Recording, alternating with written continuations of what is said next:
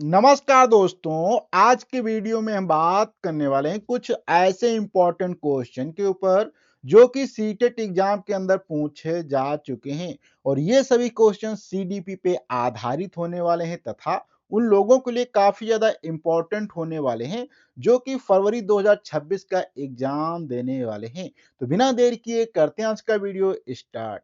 यहाँ पे आप देख सकते हैं आज का सबसे पहला क्वेश्चन दिया गया है जिसके अंदर कहा गया है कि सामाजिकरण की प्रक्रिया में शामिल नहीं है। क्या नहीं शामिल है? ऑप्शन ए के अंदर यहाँ पे कहा गया है कि कौशल की अज्ञानता, या ऑप्शन बी के अंदर कहा गया है कि मूल्य और व्यवहार की अज्ञानता, या ऑप्शन सी के अंदर यहाँ पे कहा गया है आनुवंशिकी संरक्षण, या यहाँ पे लास्ट के ऑप्शन में कहा गया है कि एक संस्कृति की रीति और मानदंड की अज्ञानता।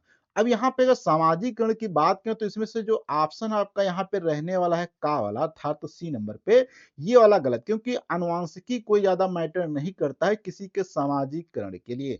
आप थोड़ा सा डिटेल से बात करते हैं तो यहाँ पे सामाजिकरण जो होता है व्यक्ति को समाज के मूल्य, मानदंड, रीति रिवाज, कौशल एवं व्यवहार की सिखाने वाली जीवन भर की प्रक्रिया है जो परिवार, स्कूल, सहकर्मी एवं मीडिया से होती है। यह सामाजिक अंतःक्रिया, अनुकरण एवं आंतरिकरण पर आधारित है, ना कि जैविक आनुवंशिकी संरचना पर जो जन्मजात होता है। सही उत्तर की बात करें तो इसमें से इसीलिए हमारा का बैठता है क्योंकि सामाजिकरण जो है वो पर्यावरण सीख है जो कि आनुवंशिकता नहीं है। वहीं पे अगर थोड़ा सा बात करें तो भाषा रहित वुल्फ बच्चे सामाजिकरण से वंचित रहने पर भी कभी पूर्ण मानव भाषा नहीं सीख पाते हैं, जो दर्शाता है कि समयबद्ध संपर्क कितना आवश्यक है। अब बात करते हैं नेक्स्ट क्वेश्चन पे, जिसके अंदर कहा गया है कि भारत में बहुत से बच्चे, विशेषकर लड़कियां,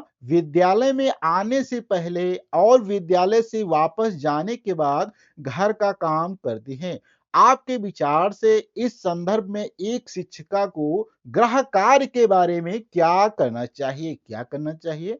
ऑप्शन ए के अंदर कहा गया है उसे उन बच्चों को कठोर दंड देना चाहिए जो अपना गृह कार्य पूरा नहीं करते हैं, या ऑप्शन बी के अंदर कहा गया है शिक्षिका को ऐसा गृह कार्य देना चाहिए जो विद्यालय में कराए गए अधिगम को बच्चों के घरेलू जीवन को जोड़ता हो, या ऑप्शन सी में कहा गया है शिक्षिका को सुनिश्चित करना चाहिए कि बच्चे अपना गृह कार्य करने के लिए सुबह जल्दी उठें और देर तक रुकें, या लास्ट के ऑप्शन में कहा गया है कि बच्चों के माता पिता से उनके गृह कार्य को पूरा कराने के लिए ट्यूशन लगवाने के लिए कहिए। अब यहाँ पे बात करें इसमें से ऑप्शन करेक्ट होने की, तो ऑप्शन यहाँ पे बी वाला करेक्ट हो जाता है।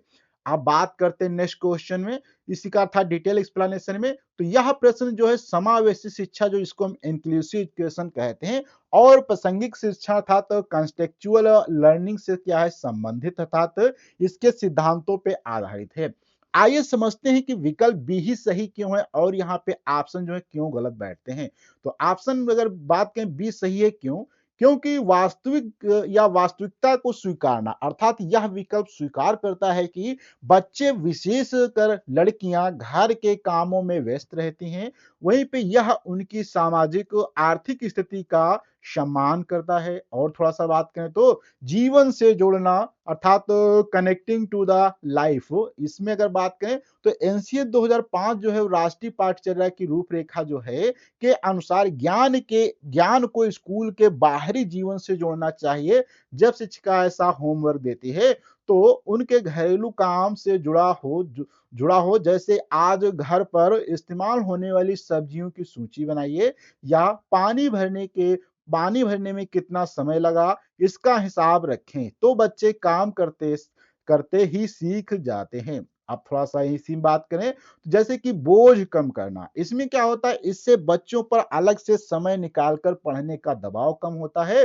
क्योंकि उनका जीवन ही उनकी प्रयोगशाला बन जाता है। अब यहाँ पे क्वेश्चन के अंदर कहा गया है कि 164 में पृथक कक्षा में वर्तमान शिक्षा प्रणाली क्या है? ऑप्शन ए के अंदर कहा गया है कि बच्चे शिक्षा के सम्मान, या बच्चे शिक्षा का जो है सम्मान नहीं करते और केवल अपने आचार लगता वैसा ही करते था, जैसा उनको लगता वैसा करते हैं। या ऑप्शन बा में कहा गया बच्चे अपने अधिगम को सुगम बनाने के लिए मार्गदर्शन एवं संयोग करते हैं, शिक्षक से सहायता लेते हैं।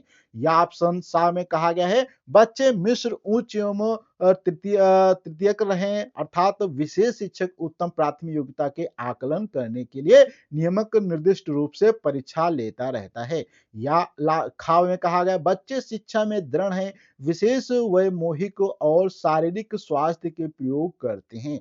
अगर बात करें इस क्वेश्चन के करेक्ट ऑप्शन की तो यहाँ पे बा वाला करेक्ट ऑप्शन हो जाएगा। थोड़ा सा समझने की बात करें डिटेल से तो वर्तमान शिक्षा जो प्रणाली है विशेषकर राष्ट्रीय शिक्षा नीति 2005 के अंतर्गत प्राथमिक कक्षाओं अर्थात कक्षा 1 में खेला आधारित होना चाहिए, समग्र एवं मातृभाषा केंद्रित अधिगम पर बल दिया जाता है। अर्थात जो हमारा एनईपी है 2020 वो खेल आधारित हो और मातृभाषा पे आधारित होना चाहिए, जहां पर बच्चे स्वाभाविक रूप से जिज्ञासु होते हैं एवं शिक्षक के मार्गदर्शन की अपेक्षा रखते हैं। इसलिए विकल्प यहाँ पे बी वाला सही रहता है, क्योंकि बच्चे प्रारंभिक स्तर पर अधिगम को सरल बनाने हेतु शिक्षक के संकेत एवं सहायता पर निर्भर रहते हैं, जो सक्रिय सीखने को प्रोत्साहित करता है। और बात करें तो अन्य विकल्पों में अगर देखा जाए जैसे कि अनुशासनहीनता है, कठोर परीक्षा या स्वास्थ्य प्रयोग जैसे भ्रामक हैं, जो प्राथमिक शिक्षा के मूल सिद्धांतों के विपरीत हैं, जो कि एनईपी में भी प्री स्कूल कक्षा 2 तक और आधारभूत चरण में रचनात्मकता, बहुभाषिकता एवं समावेशी वातावरण पर जोर देता है, जिसके लिए शिक्षक को सुविधाकर्ता बनता है। यह दृष्टिकोण बच्चे की प्राकृतिक विकास गति को सम्मान देता है एवं आजीवन अधिगम की नींव रखता है। अब बात करते हैं आगे क्वेश्चन में इसी में, तो यहाँ पे अगला क्वेश्चन दिया गया है कि जान के एक वेद अध्यापक प्रदर्शन करना क्या है। ऑप्शन ए में कहा गया है कि शिक्षार्थी के लिए प्रसारण प्रस्तुत करना। या ऑप्शन बी में कहा गया अपने से जानकारी को वितरित करने के शिक्षार्थियों की सहायता करना। या ऑप्शन का में कहा गया शिक्षक के कार्य को कृत्य और शिक्षार्थियों के कार्य को आसान बनाए। या ऑप्शन डी में कहा गया था लास्ट में शिक्षार्थियों के लिए अवधारणात्मक संबल को प्रस्तुत करने का कृत्य बनाए। अब यहाँ पे बात करें करेक्ट ऑप्शन की, तो इसका ऑप्शन यहाँ पे डी वाला करेक्ट हो जाएगा लास्ट का। और बात करें तो वैदिक शिक्षा प्रणाली में गुरु ज्ञान का मुख्य जो होता है ज्ञान का मुख्य बंधु प्रदर्शन करता था, जहां श्रवण, अनुसरण एवं अभ्यास से शिष्य वेद मंत्रों का कंठस्थ कर लेते थे। वर्तमान संदर्भ में प्रदर्शन विधि में शिक्षक व्यवहारिक कार्य करके दिखाता है या सिखाता है ताकि छात्र आसानी से समझ सके।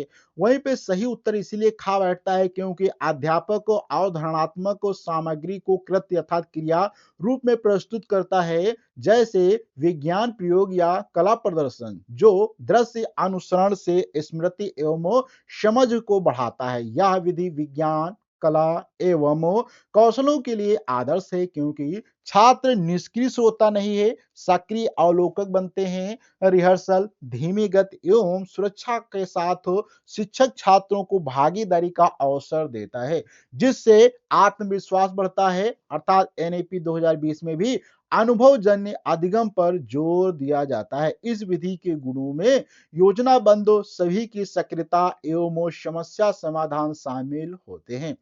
अब बात करते हैं अगले क्वेश्चन पे, जिसके अंदर कहा गया है कि सृजनात्मकता क्या है। अब सृजनात्मकता क्या है, ऑप्शन ए के अंदर कहा गया है कि सृजनात्मकता 200 से ऊपर की बुद्धि से स्विच बेहतर दृष्टि से परिमित होती है, जो परिभाषित होती है कौशलों से। या ऑप्शन बी में कहा गया है बुद्धि का एक प्रकार है जो उन कौशलों से संबंध है जो सक्षम होते हैं।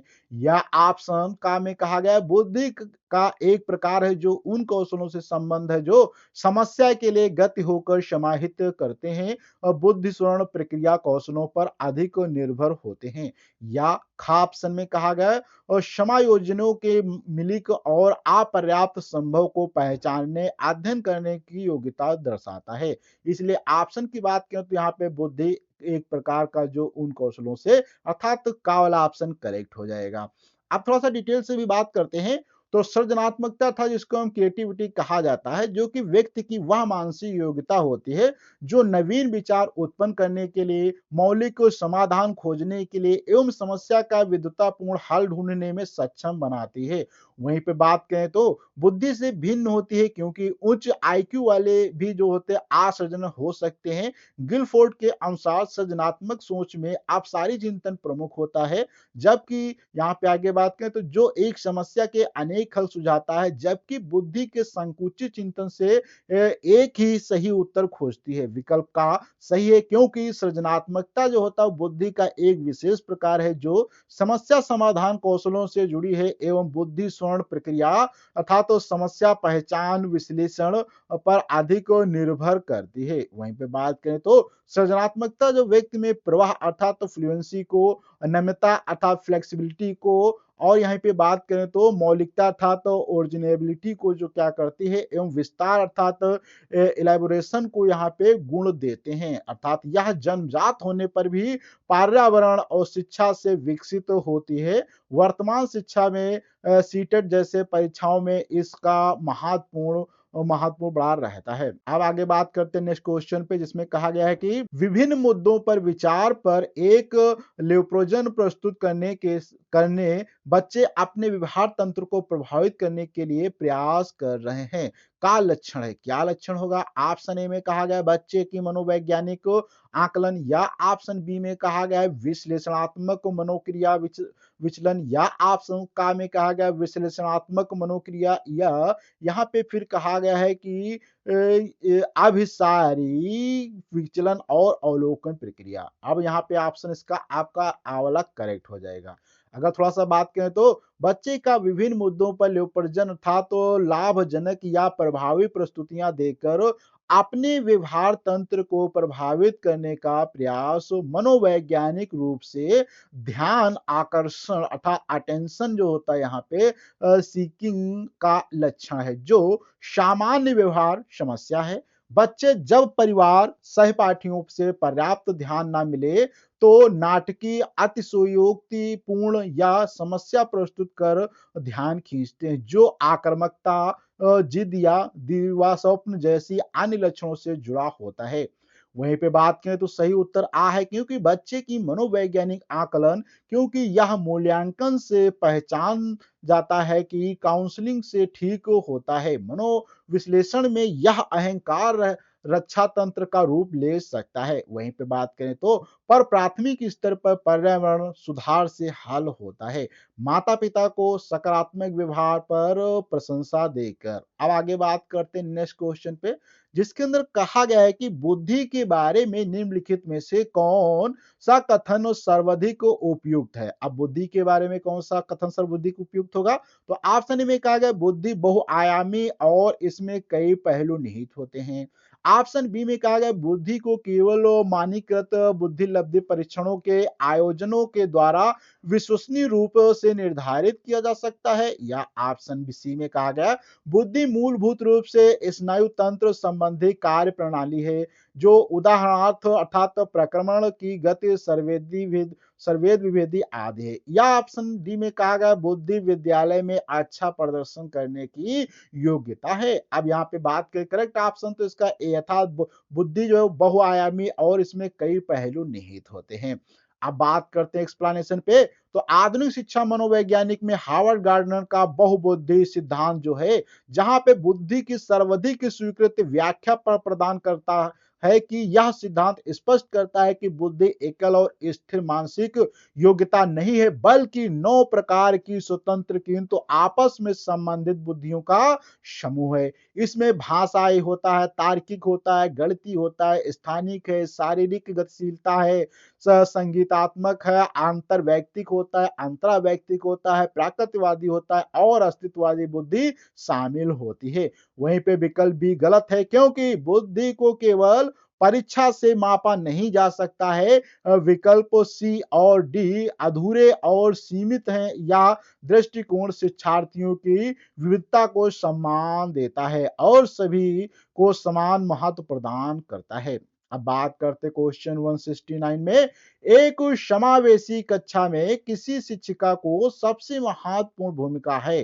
क्या सबसे महत्वपूर्ण भूमिका है? ऑप्शन ए में कहा गया कक्षा के लिए ऐसी योजना बनाना कि प्रत्येक बच्चा समान गति से आगे बढ़े, या ऑप्शन बी में कहा गया यह सुनिश्चित करना कि शिक्षिका कक्षा को मानक निर्देश दे रही है, या ऑप्शन सी में कहा गया बच्चे के माता-पिता के व्यवसाय को जानना ताकि शिक्षिका प्रत्येक बच्चे के भावी व्यवसाय को जान सके, या ऑप्शन डी में कहा गया सुनिश्चित करने की प्रत्येक बच्चे को अपनी संभावना को प्राप्त करने का अवसर मिल सके। और बात करें करेक्ट ऑप्शन की, तो करेक्ट ऑप्शन यहाँ पे आपको डी वाला देखने को मिल जाएगा। अब थोड़ा-सा आगे बढ़ते हैं, इसके एक्सप्लेनेशन पे देखते हैं। तो समावेशी शिक्षा का मूल दर्शन यह है कि सभी बच्चे, चाहे उनकी क्षमता या विशेष आवश्यकता कोई भी हो, को समान अधिकार और अवसर मिलने चाहिए। वहीं पे एक समावेशी कक्षा में शिक्षिका की प्रमुख जिम्मेदारी होती है कि प्रत्येक बच्चे की व्यक्तिगत क्षमता, शक्ति और कमजोरी को समझना, उसके बाद ना कि सभी को एक समान ढांचे में फिट करने का प्रयास करना। वहीं पे थोड़ा-सा आगे बात करें तो विकल्प ए गलत होता है क्योंकि सभी बच्चों की गति अलग-अलग होती है। विकल्प बी भी सीमित है क्योंकि इस मानक निर्देश विविधता को नकारता है। वहीं पे विकल्प सी जो है पूरी तरह अप्रासंगिक है और शिक्षिका को व्यक्तिगत अनुकूलन, सहायता और प्रोत्साहन प्रदान करना चाहिए ताकि प्रत्येक बच्चा अपनी पूरी क्षमता तक पहुंच सके। यह समावेशी शिक्षा का सार है।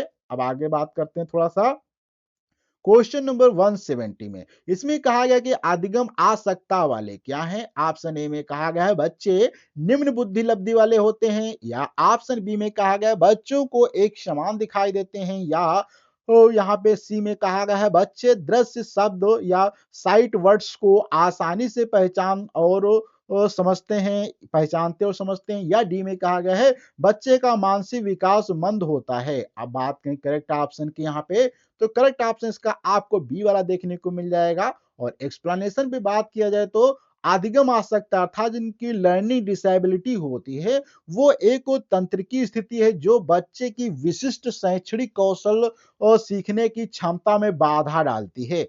यह बुद्धि से संबंधित नहीं होता है। अधिगम आसक्ता वाले बच्चों में सबसे आम समस्या डिसलेक्सिया होती है, जिसमें बच्चे समान दिखने वाले अक्षरों जैसे बी और डी, पी और क्यू को भ्रमित करते हैं, अर्थात इनके बीच में वो अंतर नहीं समझ पाते। वहीं पे विकल्प ए बिल्कुल गलत होता है क्योंकि अधिगम आसक्ता और कम बुद्धि लब्धि अलग-अलग हैं। विकल्प सी यहाँ पे भी गलत होता है क्योंकि ये बच्चे दृश्य शब्दों को पहचानने में कठिनाइयां महसूस करते हैं। वहीं पे बात करें, इसके अलावा डी भी गलत है क्योंकि यह मानसिक विकास के बारे में है, अधिगम आसक्ता के बारे में नहीं है। ये बच्चे सामान्य और या औसत बुद्धि के हो सकते हैं, लेकिन उन्हें विशेष निर्देश और सहायता की आवश्यकता होती है। सही पहचान और हस्तक्षेप से बच्चे प्रभावी ढंग से भी सीख सकते हैं।